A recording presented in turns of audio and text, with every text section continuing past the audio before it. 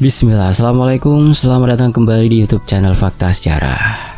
Sebelum saya membacakan cerita dalam judul Rumah Bersalin Terbengkalai, mari kita bersama-sama mendoakan saudara-saudara kita yang ada di Sumatera, baik yang di Aceh, Sumatera Utara ataupun Sumatera Barat. Semoga korban terdampak segera mendapatkan pertolongan yang maksimal. Amin. Dan mari kita masuk ke ceritanya.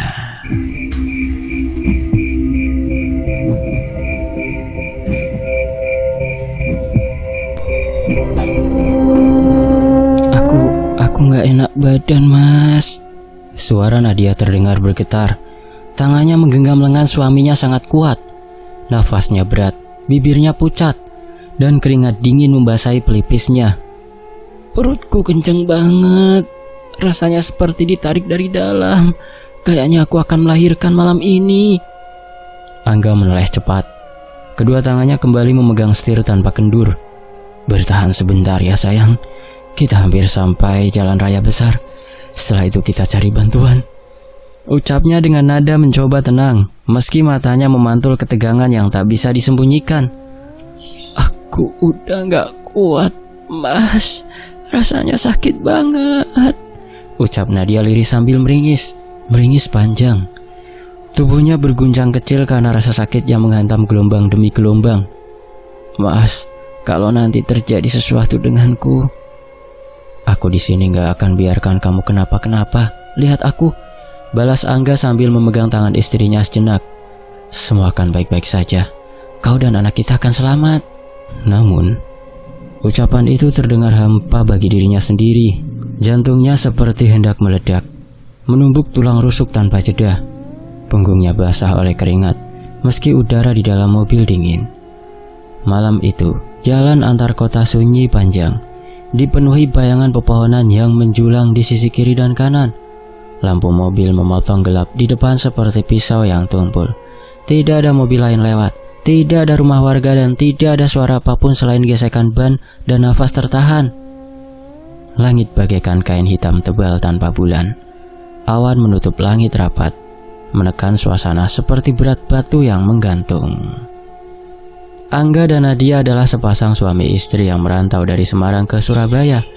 Beberapa jam lalu, Angga mendapatkan kabar dari salah satu keluarganya jika Bu Mita, ibunya, masuk rumah sakit dan dalam kondisi kritis.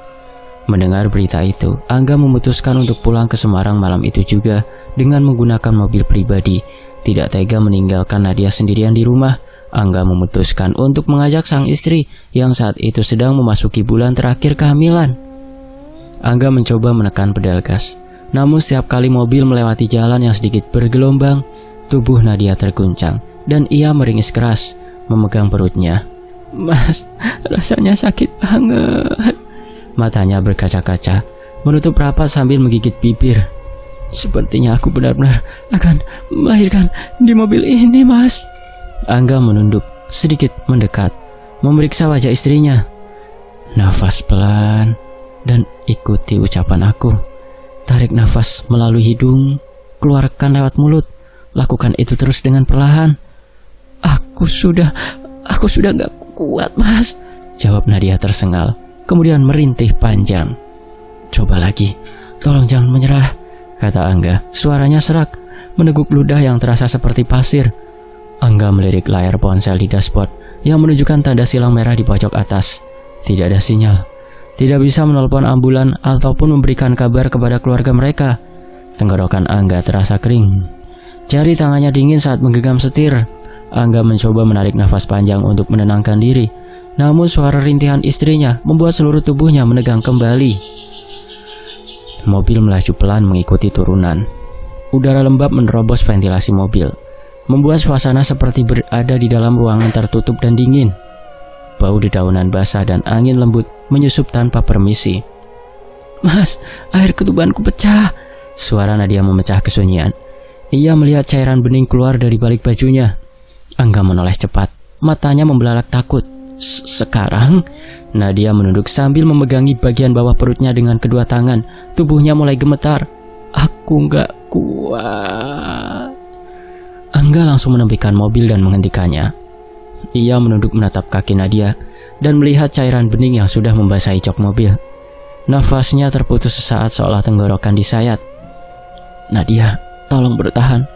Kita harus temukan orang. Kita nggak boleh berhenti di sini. Angga menyalakan mesin lagi. Namun tangannya gemetar ketika menggenggam setir. Mas, rasanya bukan kontraksi biasa.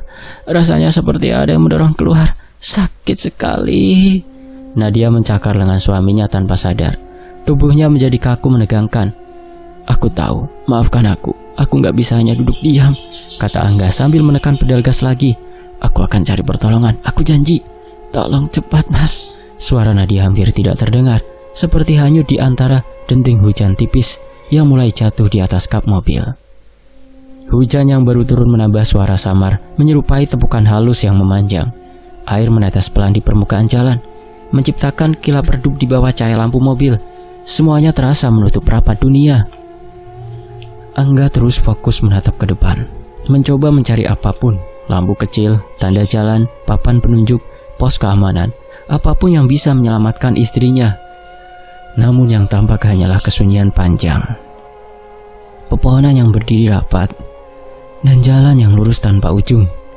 Aku gak mau kehilangan anak kita, gumam Nadia sambil terisak, suara yang membuat Angga seperti terdorong ke tepi jurang.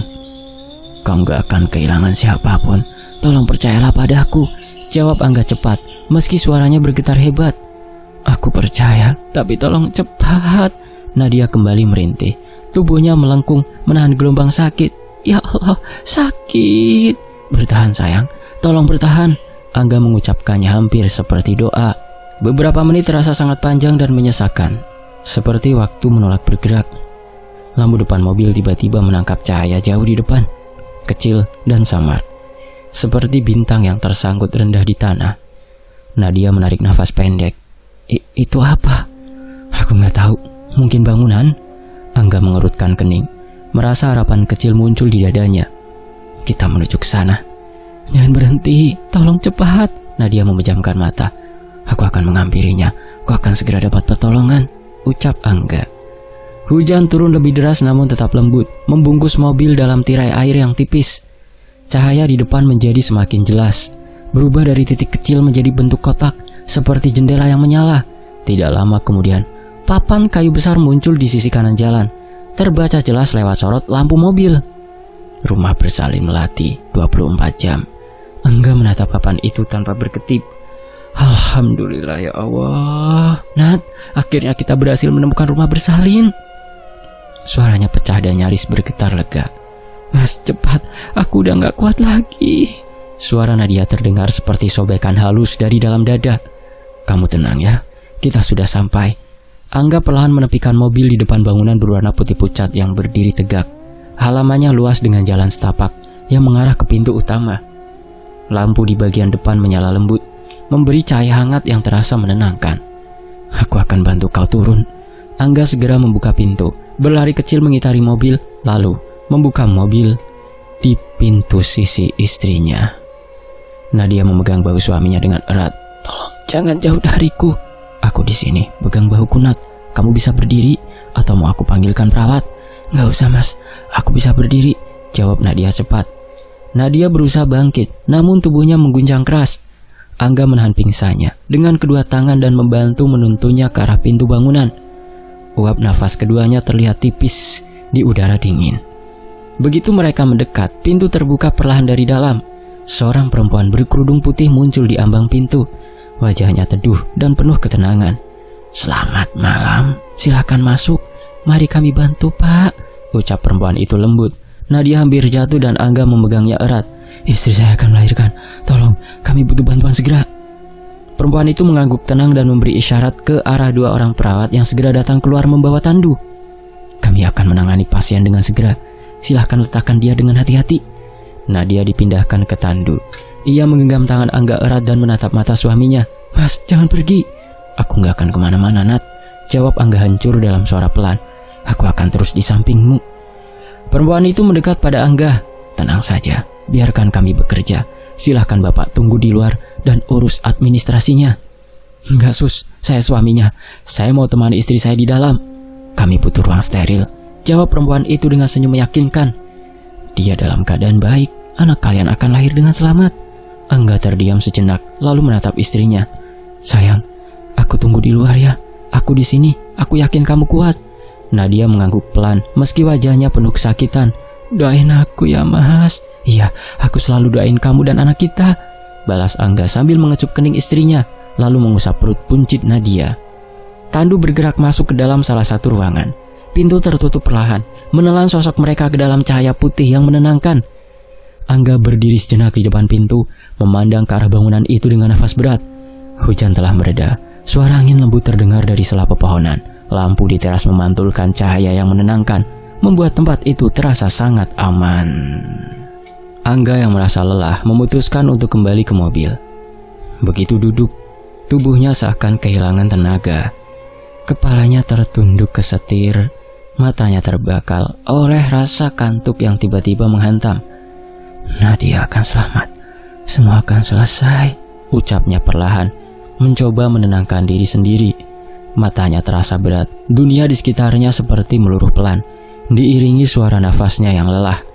Perlahan, pandangannya kabur, kelopak matanya turun tak tertahan dan gelap mengambil alih.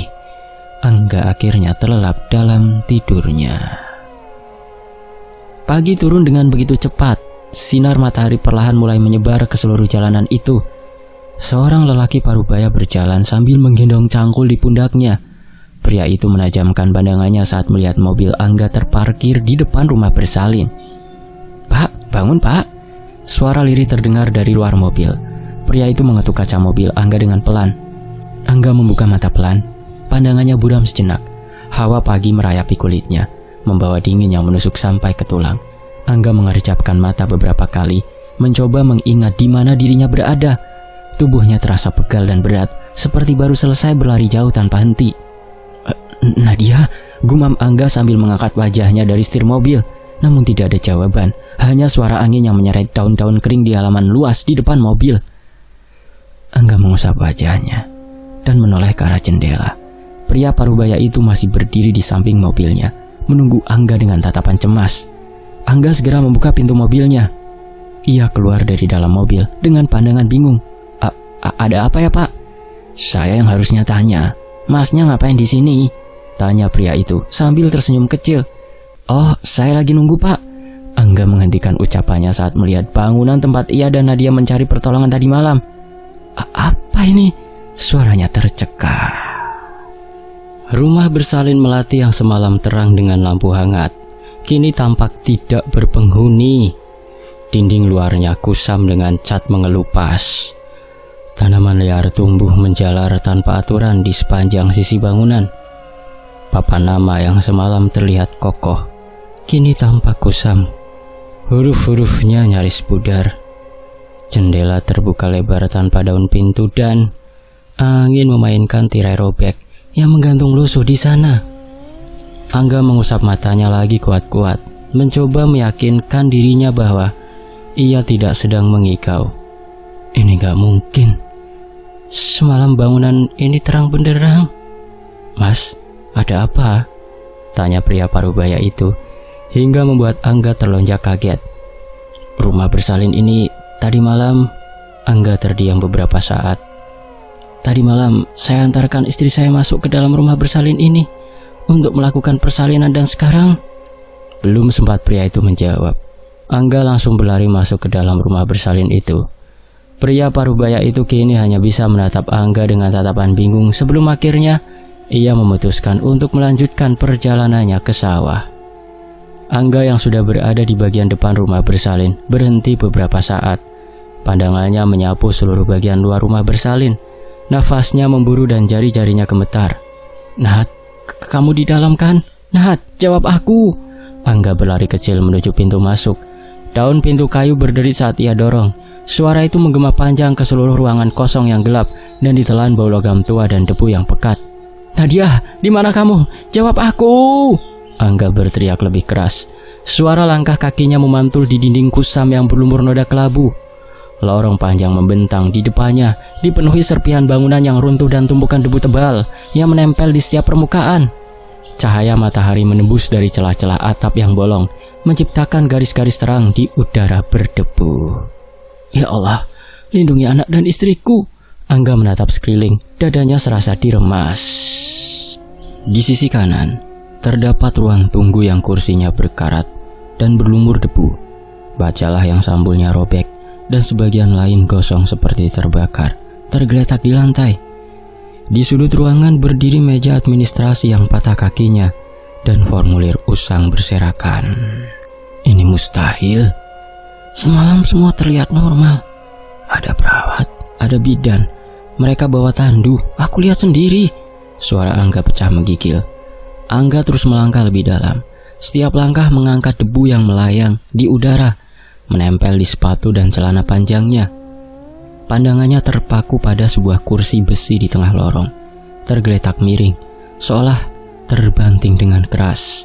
Sebagian dinding dan kayu rumah sakit itu berwarna hitam seperti pernah terbakar. "Nat, kamu bisa dengar aku kan?" Suaranya mulai serak. Tidak ada jawaban, hanya hembusan angin yang terdengar seperti helaan nafas jauh di ujung lorong.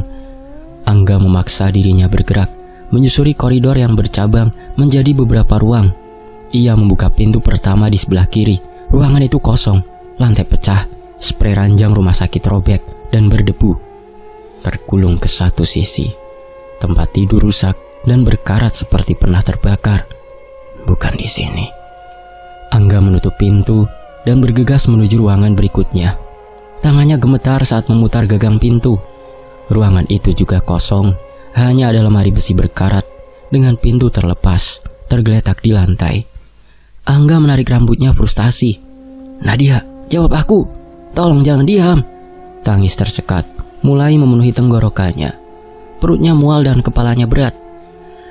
Angga kembali berlari di lorong panjang menuju ujung bangunan.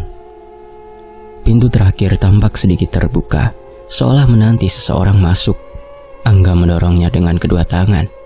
"Nat." Suara Angga kali ini terdengar pelan seperti takut mengganggu seseorang yang ada di dalamnya. Ruangan itu lebih luas dari ruangan lain, dengan dinding yang catnya terkelupas, hampir habis. Tirai robek menggantung dari langit-langit, bergerak pelan di gerakan angin. Sebuah tempat tidur besi berada di tengah ruangan. Kasurnya kusam dan robek, dan di atasnya terbaring tubuh yang sangat ia kenal.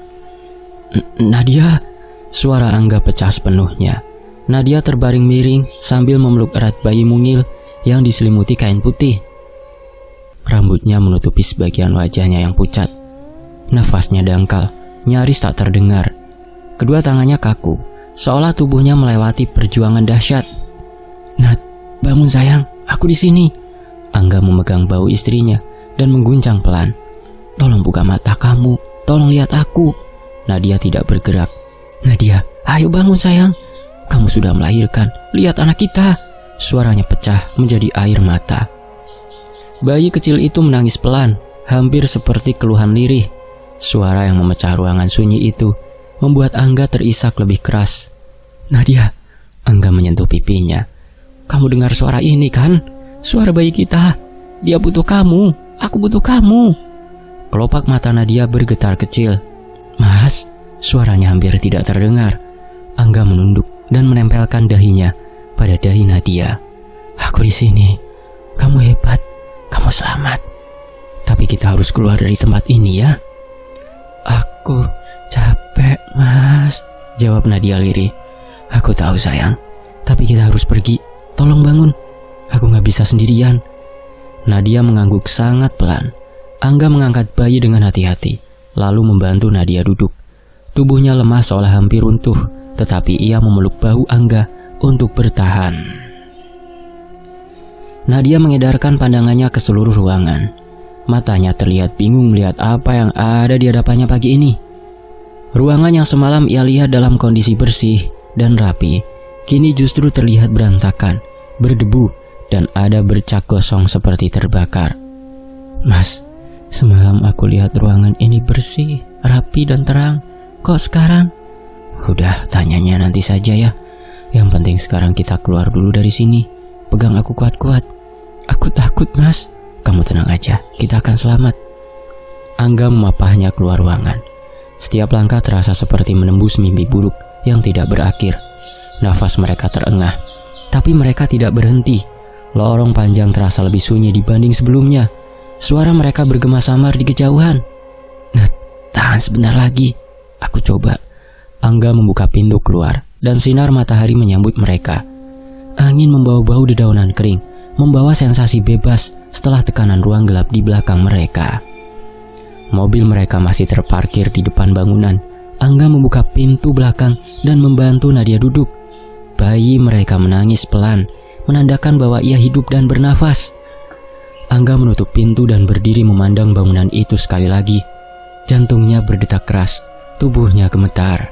Semalam aku lihat lampu, aku lihat perawat, aku dengar suara langkah dan aku lihat tandu. Aku bicara dengan bidan dan perawat. Jika tempat ini berantakan seperti sekarang, lalu siapa yang semalam membantu kita? Nadia menatapnya lemah. Mas, jangan pikirkan itu dulu. Kita harus pergi. Tolong cepat masuk dan nyalakan mobil. Angga mengangguk, menelan ketakutan yang merayap di tenggorokan. Ia masuk ke kursi pengemudi, menancapkan kunci, dan mesin langsung menyala. Nat, setelah ini kita langsung ke rumah bidan terdekat.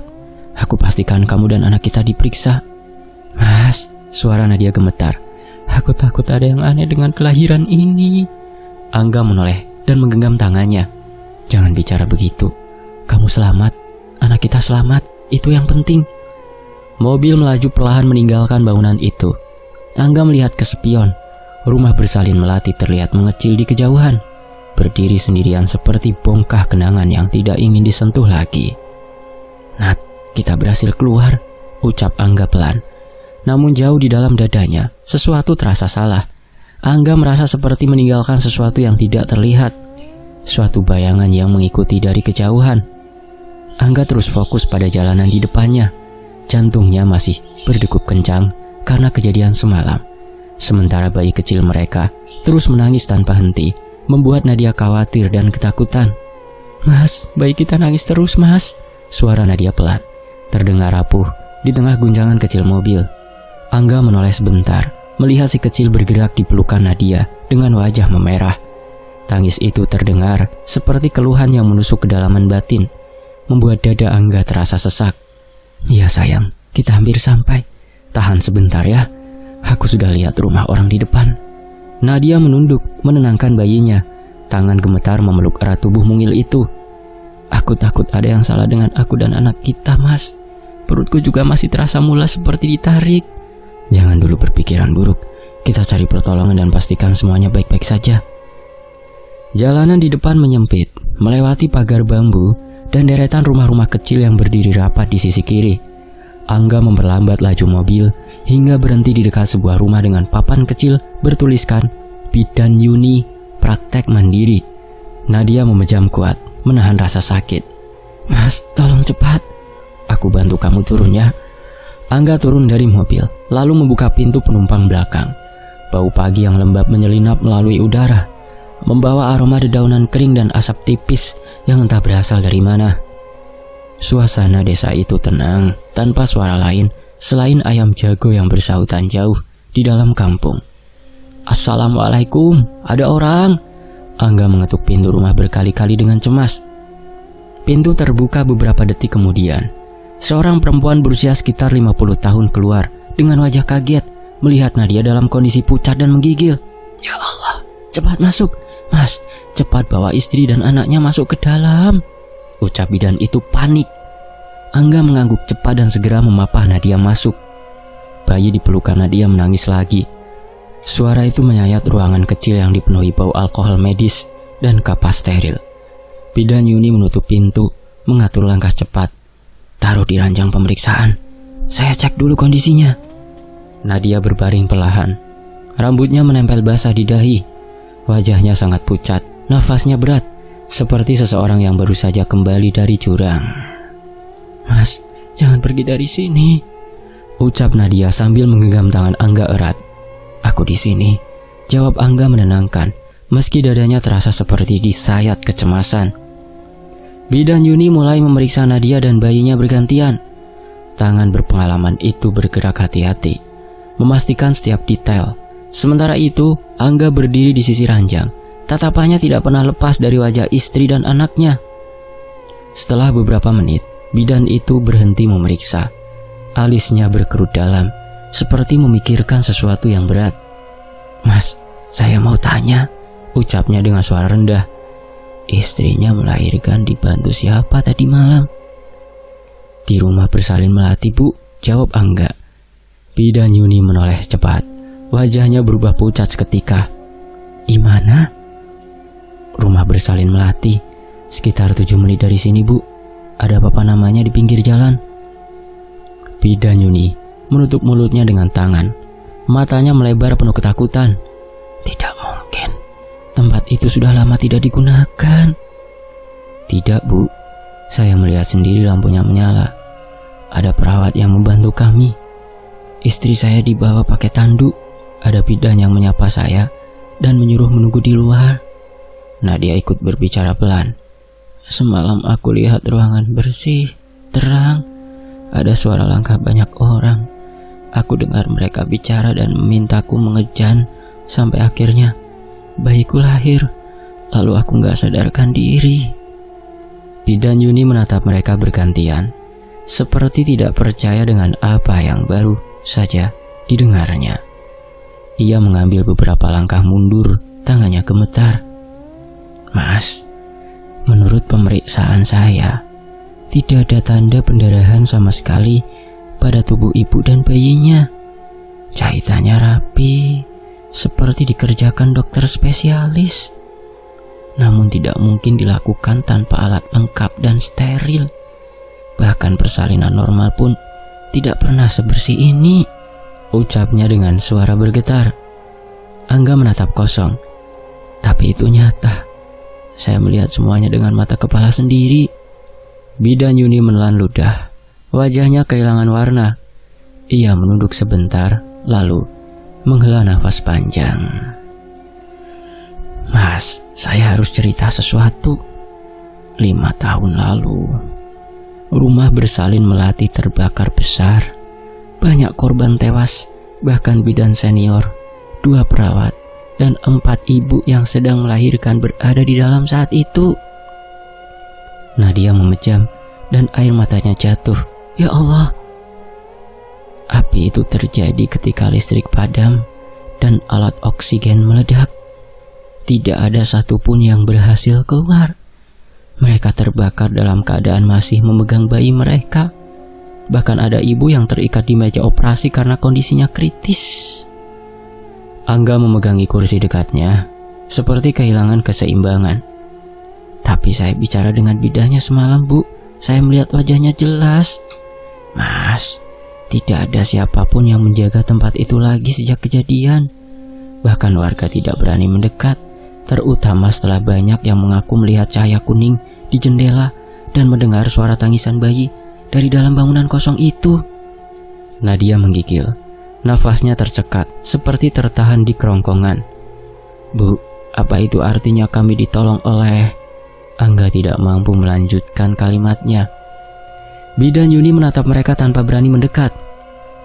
"Saya tidak tahu apa yang terjadi pada kalian, tapi ada cerita dari warga bahwa korban yang meninggal di sana masih mencari kesempatan menyelamatkan bayi-bayi yang belum sempat mereka bantu saat hidup." Ruangan menjadi hening. Hanya suara jarum jam yang terdengar berat dan lambat. Bayi mereka kembali menangis, seperti merespon sesuatu yang tidak terlihat. "Apa itu yang membantu kami semalam?" tanya Angga pelan. Suara yang keluar hampir tidak terdengar. Bidan Yuni merapatkan kain di bahunya, lalu menunduk dalam-dalam. "Mas, saya tidak akan memaksa Mas percaya cerita saya. Tapi jika Mas bilang lampu menyala dan ada orang memakai seragam putih, maka Mas telah berada di tempat yang tidak dimaksudkan untuk manusia hidup. Banyak yang bilang arwah para bidan di sana tidak pernah pergi. Mereka meninggal saat sedang berjuang menyelamatkan 2 nyawa. Dan mungkin mereka tetap melakukan itu meski raganya sudah hilang." Nadia memeluk bayi mereka lebih erat. Tubuhnya gemetar hebat. "Mas, aku takut." Angga mendekat memeluknya. "Aku di sini. Aku gak akan lepas." Bidan Yuni menarik nafas berat, lalu menatap bayi mungil itu dengan sorot mata tenang. Kondisi bayi dan ibunya sehat, tidak ada masalah apapun. Jika memang mereka masih ada di sana, itu artinya mereka sudah menyelamatkan hidup kalian. Apa Bu Bidan yakin kalau anak dan istri saya baik-baik saja? Apalagi anak kami terus menangis sejak tadi. Angga bertanya dengan suara serak. Saya yakin Mas, bayi kalian menangis bukan karena ada masalah, tapi karena dia haus. Untuk beberapa jam ke depan, saya sarankan kalian untuk istirahat dulu di sini. Mbak Nadia bisa berbaring dulu. Saya siapkan sarapan. Nanti saya bantu memberikan ASI untuk bayinya. Nadia mengangguk pelan. Pandangannya kini tertuju pada bayi yang menggeliat di gendongannya, lalu kembali tertuju pada Bidan Yuni. Terima kasih Bu Bidan. Alhamdulillah kalau gitu, aku senang dengarnya, jawab Angga cepat. Bidan Yuni tersenyum kecil. Matanya menatap Nadia dan Angga secara bergantian. Sebenarnya kalian mau kemana toh? Suasana kembali hening. Angin yang masuk melalui jendela menggoyang tirai kain tipis, menghasilkan gerakan yang membuat ruangan terasa seperti menahan sesuatu yang tidak terlihat. Sebenarnya kami mau ke Semarang, Bu Bidan. Kami mendapat kabar kalau ibu saya sedang kritis di rumah sakit. Maka dari itu semalam saya memutuskan berangkat dari Surabaya. Semarang? Bidan Yuni mengulang ucapan Angga. Lalu kenapa kalian lewat jalan itu? Kenapa nggak lewat tol? Tadinya kami mau lewat tol, cuma saya pikir akan lebih cepat kalau saya lewat jalan alternatif. Lagi pula kaki sering lewat jalan itu, cuma nggak tahu kenapa semalam justru mengalami kejadian itu. Suasana seketika hening. Hanya suara tangis bayi yang terdengar lirih. Bidan Yuni berdiri dari tempat duduknya, lalu mendekat ke arah Nadia yang ada di hadapannya. Tangan tua Bidan Yuni mengusap lembut kening bayi Nadia. Ya sudah, gak usah diingat. Yang penting sekarang kalian selamat dan bayi ini juga lahir dengan selamat. Iya Bu Bidan, kami bersyukur anak kami masih hidup, jawab Angga dengan nada penuh kelegaan. Bidan Yuni menyentuh kedua pundak Nadia. Mari Mbak, saya antar ke ruang perawatan. Mbak harus istirahat dulu. Gak baik wanita baru melahirkan melakukan perjalanan jauh dengan perut kosong. Nadia mengangguk pelan. Ia segera berdiri dan langsung mengikuti langkah kaki Bidan Yuni, diikuti Angga di belakang mereka. Suasana di dalam rumah sekaligus tempat praktek Bidan Yuni kini terasa jauh lebih ringan dari sebelumnya. Bayi yang ada di dalam gendongan Nadia juga sudah mulai terlelap dalam tidurnya. Angga memerhatikan istri dan anaknya dengan pandangan penuh syukur. Beberapa jam kemudian Nadia terbangun dari tidurnya. Matanya langsung menatap bayi yang ada di sampingnya, seolah memastikan jika bayi itu masih dalam keadaan hidup dan sehat. Mas Angga, panggil Nadia pelan, tapi mampu membangunkan Angga yang masih tertidur. Angga terbangun. Beberapa saat ia mengusap wajah, lalu berjalan ke arah Nadia yang masih duduk di atas ranjang. Ada apa, Nat? Kok kamu udah bangun? Aku tidak bisa tidur, Mas. Aku masih takut, jawab Nadia pelan. Mas, kita berangkat ke Semarang sekarang aja yuk. Sayang, kamu yakin sudah sanggup lanjut perjalanan? Suara Angga terdengar pelan, penuh kekhawatiran ketika ia menatap wajah Nadia yang masih tampak pucat. Aku merasa lebih baik.